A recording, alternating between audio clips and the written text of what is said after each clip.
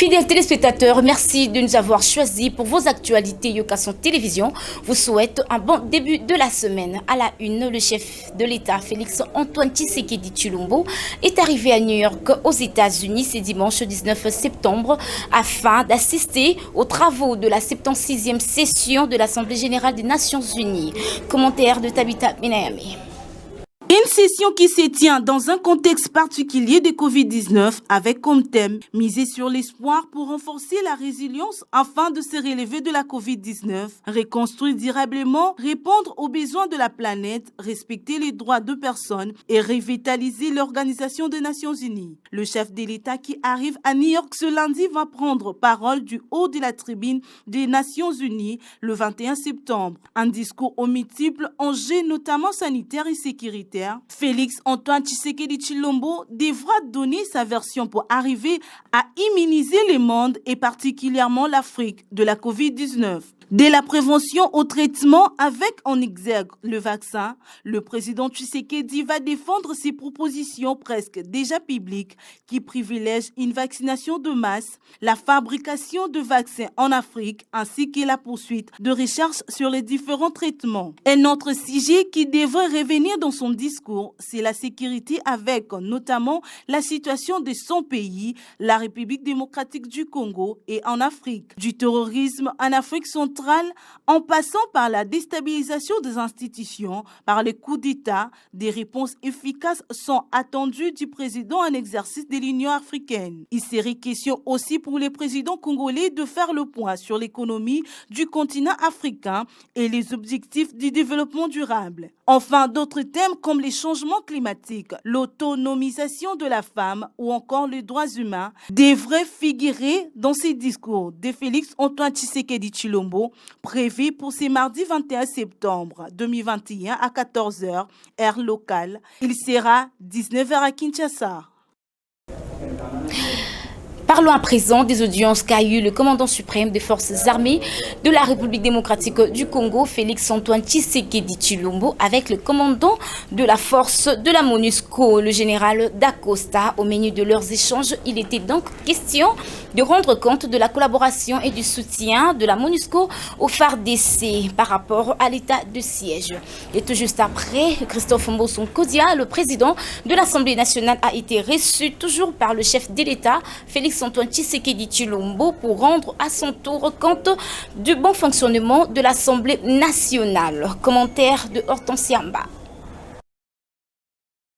Il était question pour le commandant de la force de la MONUSCO, le général Dacosta, de rendre compte au chef de l'État, commandant suprême des forces armées de la République démocratique du Congo, Félix Antoine Tshisekedi Tshilombo, des détails des activités de la force onusienne en soutien et en collaboration avec le FARDC dans les opérations à l'ère actuelle dans l'est du pays. Ce sont des activités de soutien au FARDC, que ce soit en renseignement, en logistique, en planification, en préparation et en exécution d'opérations. Au cours de cette réunion de travail à la résidence présidentielle à Lubumbashi, quelques avancées significatives de l'accord du partenariat de la coopération avec le FARDC depuis la mise en place de l'état de siège ont été évoquées. À la fois pour obtenir des résultats opérationnels, mais aussi pour améliorer les résultats de ces opérations. Le Premier ministre Jean-Michel Samalou Kondé ainsi que le président de l'Assemblée nationale Christophe Mbosso Kodia ont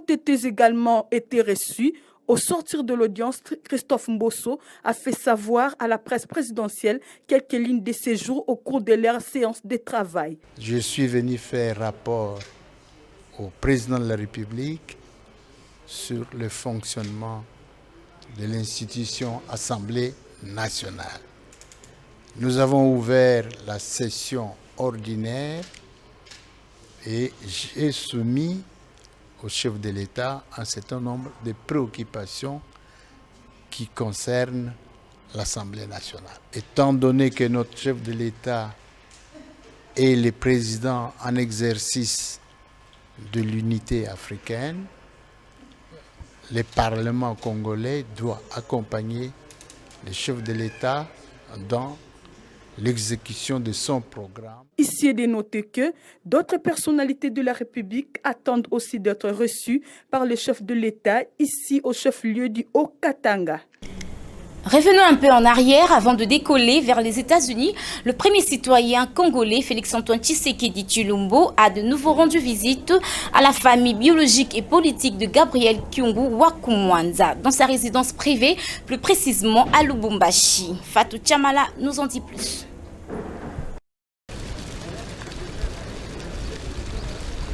« 72 heures à Lubumbashi, le chef de l'État Félix-Antoine Tshisekedi Tshilombo a repris son avion pour New York où il va participer à la 76e Assemblée générale de l'Organisation pour les Nations Unies. Avant son départ du chef-lieu du Haut-Katanga, le président de la République est allé réconforter à nouveau la veuve et les enfants Kyungu. Affligé de cette grande perte, elle leur témoigné de toute sa compassion.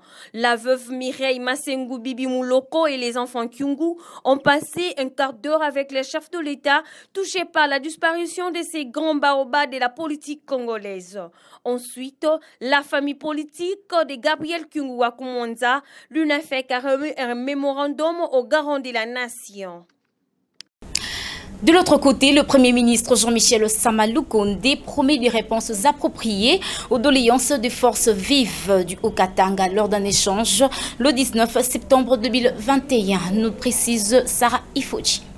Le Premier ministre Jean-Michel Sama Lukonde a promis ce dimanche 19 septembre 2021 des réponses idiones aux doléances des forces vives de la province du Haut-Katanga. D'après une dépêche de la primature parvenue à la rédaction de Okason Télévision, au cours d'un échange que le chef du gouvernement a eu avec le représentant des associations socio-culturelles, les autorités coutumières et traditionnelles du Haut-Katanga à Lubumbashi. En croire la même source, cette réunion a eu lieu en présence du gouverneur du Haut-Katanga Jacques Kiabouya et du ministre national du Plan Christian Mwando dans la ville louchoise. La primature fait savoir par ailleurs que le Premier ministre rassure ses interlocuteurs du soutien du président de la République Félix Tshisekedi qui pourra recevoir les forces vives lors de sa prochaine visite dans le Haut-Katanga. C'est confiant à la presse, ajoutait le grand chef Kaponda, a dit garder espoir que le chef de l'État va recevoir les autorités traditionnelles du Haut-Katanga dans le tout prochain jour. Pour rappel, le chef du gouvernement dans le cadre de son séjour à Lubumbashi dans la province du Haut-Katanga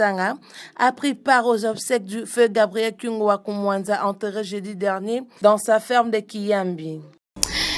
Revenons encore à New York, capitale mondiale, l'Assemblée générale des Nations Unies, cadre choisi pour une discussion multilatérale. Précisons donc, 193 États membres disposent d'un vol égal à ce rendez-vous trop important afin de débattre ensemble sur les thèmes diversifiés. Et on tient aussi à notifier la présence du vice-premier ministre, le ministre des Affaires étrangères, Christophe Lutundula. Tabitha Menayami pour les amples détails. Une session qui examine également des questions spécifiques ou secondaires de l'ordre du jour, la pandémie, le racisme, l'intolérance, les inégalités, le changement climatique, la pauvreté, la faim, les conflits armés et d'autres flots qui restent des défis à l'échelle globale. Sur ces, l'Assemblée générale est aussi une opportunité pour les nations du monde de se mettre ensemble pour ouvrir des voies pour l'avenir. Un rendez-vous diplomatique qui nécessite aussi la présence du vice-premier ministre, ministre des Affaires étrangères, Christophe Lutundula, et à New York depuis hier dès son arrivée, le patron de la diplomatie congolaise a échangé avec le ministre d'État des Émirats arabes unis, Cheikh Chakbout. Une visite de courtoisie qui a permis aux deux hommes d'État de parcourir quelques sujets d'intérêt commun entre les deux pays. Il faut rappeler que les 10 hommes se sont rencontrés il y a quelques jours seulement lors de la dernière visite du VP Christophe Lutundula aux Émirats arabes unis. Profitant ainsi des 6 jours de vacances parlementaires, le député provincial élu de la Tiango, Francis Chibalabala, a été reçu ce dimanche 19 septembre 2021 par l'association des mamans dynamiques pour Francis Chibalabala. Reportage d'Obed Loaba.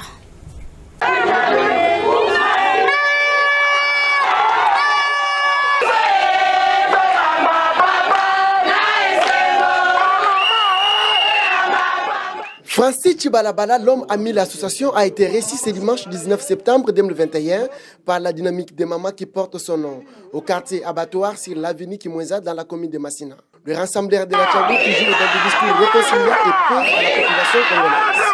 C'est un sentiment de joie quand je suis au contact de mes électeurs, au contact de mes congénères, au contact de mes compatriotes. C'est ce que j'affectionne le plus.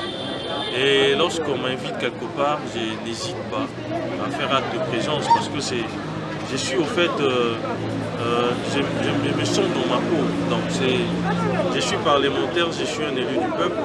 Et être au contact de la population, c'est ce que j'aime, c'est ce que j'affectionne.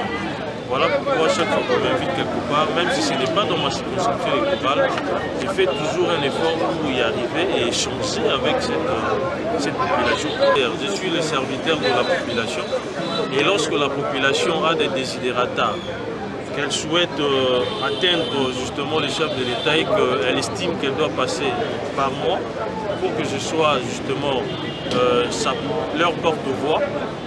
Vous comprenez, donc je ne peux pas hésiter personnellement. Voilà pourquoi je viens chaque fois qu'on m'invite. Moi, je suis en train de faire mon travail. Donc c'est mon travail de représentation justement de la population. Et quand on m'invite, je ne peux pas hésiter pour y aller. Profitant de ses vacances parlementaires, le maire élu de la Tchangou a fait une tournée noble pour visiter ses électeurs dans le district de la Tchangou et leur demander de soutenir le chef de l'État, Félix-Antoine Tshisekedi Tshilombo, à toutes ses actions posées. Dans le cadre de la journée porte ouverte des martyrs de la démocratie à l'Union pour la démocratie et le progrès social, UDPS en sigle lancé le dimanche 19 septembre 2021 par le secrétaire général du parti, le président AI Jean-Marc Kabound à Kabound. Ce dernier a rendu les hommages devant quelques combattants. Suivez.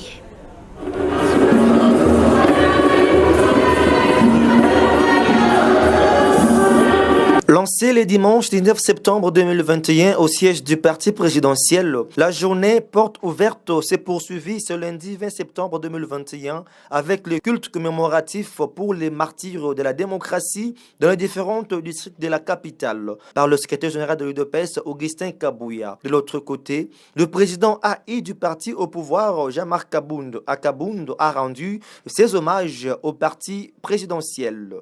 La date du 19 septembre est une date historique pour nous. C'est une date qui a marqué les tournants de notre histoire. J'étais moi-même au feu d'élection. J'ai participé à cette marche. J'ai vu combien est-ce que nous avons été pris à partie ces jours-là. Nous avons été attaqués de partout. Nos combattants ont péri. Il vous souviendra que dans ces sièges, nous avons perdu plus de 5 combattants brûlés vifs, donc calcinés ici, parce que notre siège a été plastiqué par ceux-là qui trouvaient dans notre action, dans notre marche de revendication, un motif de nous réprimer à sang et à feu. Donc c'est une journée qui marquera à jamais nos esprits et nos cœurs, parce qu'à jamais, nous nous souviendrons toujours de nos martyrs, ceux qui sont morts pour une cause juste. Et imaginez-vous que si ces gens ne s'étaient pas sacrifiés, parfois on n'aurait pas l'alternance qu'on a aujourd'hui, l'UDPS ne serait pas au pouvoir. C'est parce que ces jours-là, nous étions debout, déterminés, unis comme un seul homme. Nous avons bravé la terreur, nous avons bravé la méchanceté, nous avons bravé la dictature jusqu'à la faire reculer. Aujourd'hui, c'est combat payé. L'UDPS est au pouvoir. Voilà pourquoi nous devons chaque fois qu'il est cette date nous incliner devant la mémoire de ces vaillants et vaillantes fils de ces pays et par ricochet membres de notre parti. Notons que la commémoration de la journée des martyrs s'est déroulée en toute sérénité. Plusieurs cadres du parti ont pris part à cette activité de grande envergure, notamment le number one de Yokason Télévision, Delphin Katendentumba, qui a marqué de sa présence. Parlons à présent du sport. La nouvelle pour la sélection des Léopards de la République démocratique du Congo. Les talentueux joueurs congolais évoluant en Europe pourraient favorablement être à l'effectif de l'équipe nationale. Il s'agit notamment de Samuel Bassien, Peli Panzou ainsi que Yohan Wissa à la prochaine confrontation d'ici le 5 octobre 2021. Fatou Tchamala au commentaire. L'équipe nationale de la RDC pourrait savoir des grandes forces dans ses rangs au mois d'octobre. Wissa Yohan, Pelipanzou et Samuel Bassien pourront retrouver la tanière lors du prochain rassemblement. Pour ce faire, la FECOFA se bat comme un diable dans un bénitier pour régulariser les problèmes de ces trois binationaux. Une source proche fait savoir que tout est fait prêt pour ces trois joueurs cités en filet maillot de la RDC pour ce mois d'octobre prochain. Les dossiers Wissa, Pelipanzou et Samuel Bassien sont sur la bonne voie sans fin prévu. Ces dossiers pourraient être réglés dès le mois d'octobre. En croire, le ministre des Affaires étrangères devra prendre toute la disponibilisation des passeports pour ces joueurs dès lors qu'ils seront éligibles pour l'équipe nationale. C'est par cet article que nous bouclons cette grande session d'information. Merci de nous avoir suivis. Restez branchés sur nos antennes de Okasan Télévision. Quant à moi, on se revoit demain à la même heure.